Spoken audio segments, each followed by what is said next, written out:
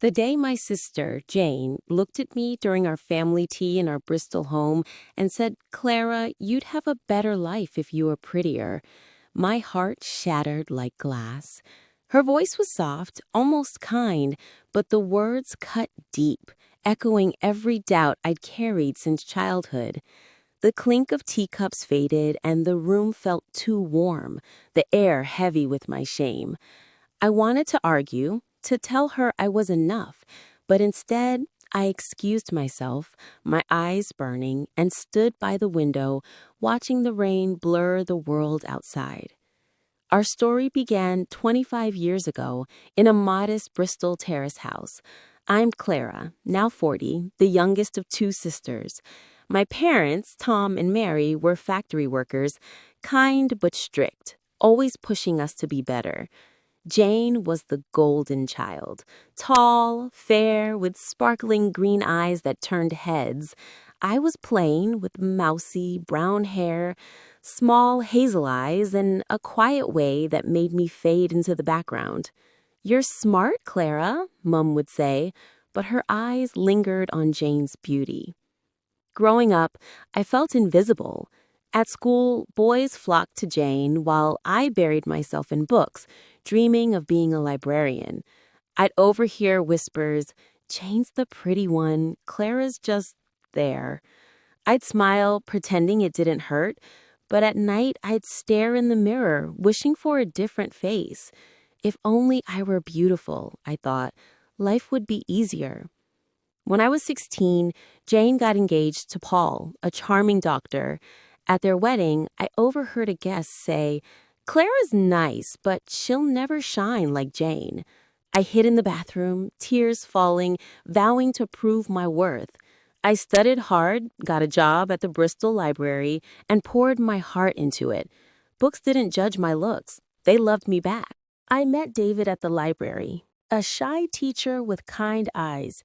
He'd borrow history books, and we'd talk for hours about stories and ideas. He called me lovely, not for my face, but for my thoughts. When he proposed, I felt seen, not for beauty, but for me. My parents were thrilled, but Jane said, "You're lucky he doesn't care about looks." Her words stung, but I pushed them down. I had David, our daughter Lily, and a quiet life. That was enough. Or so I thought. As years passed, cracks appeared. At family gatherings, Jane's beauty still stole the show. She'd share stories of her perfect life, Paul's promotions, their holidays. I'd talk about my library work, but eyes glazed over. Mom would say, "Clara's doing well," but then fuss over Jane's new dress. I felt small, my sacrifices unnoticed. I'd given up dreams of writing to raise Lily, worked extra hours to save for her school, but no one saw. David was my rock, but even he didn't fully understand. "You're perfect to me," he'd say when I'd cry about my looks, but I'd see billboards, magazines, Jane's flawless face, and wonder, would he love me more if I were beautiful? I started avoiding mirrors, wearing plain clothes, hiding myself.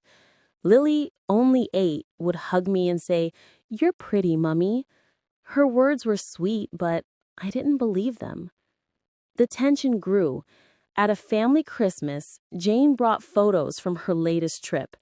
Everyone gushed over her elegance. I sat quietly, my sweater fraying at the cuffs. Later in the kitchen, Jane pulled me aside. "Clara, you should try makeup, maybe a salon." She said, her tone gentle but piercing. "It could change things for you."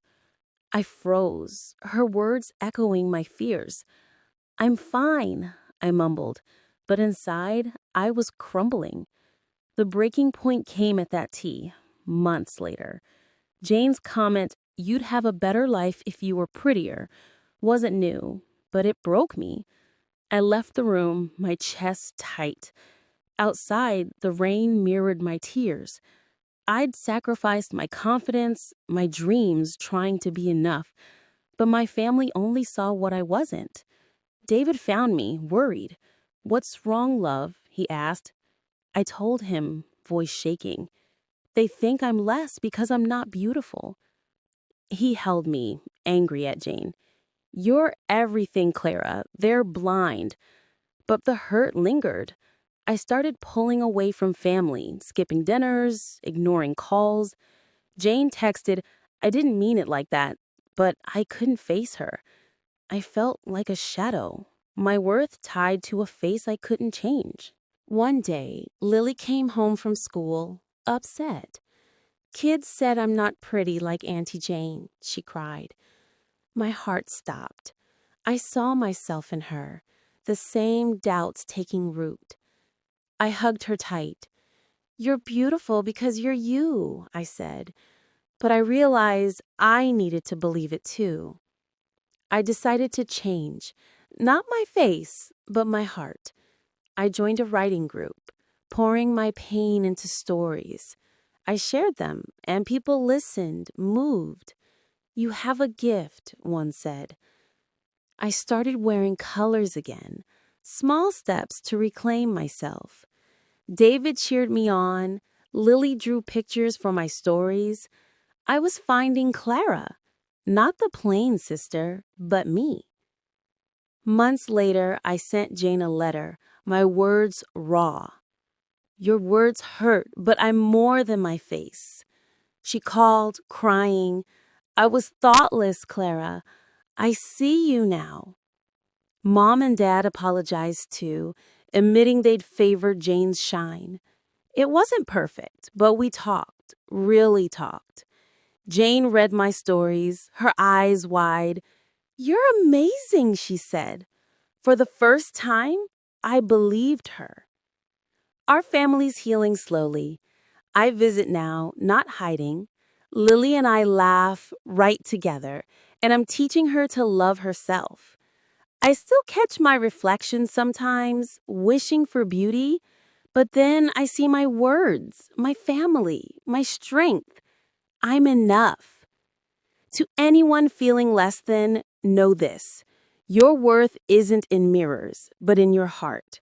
Shine your way, and the world will see you.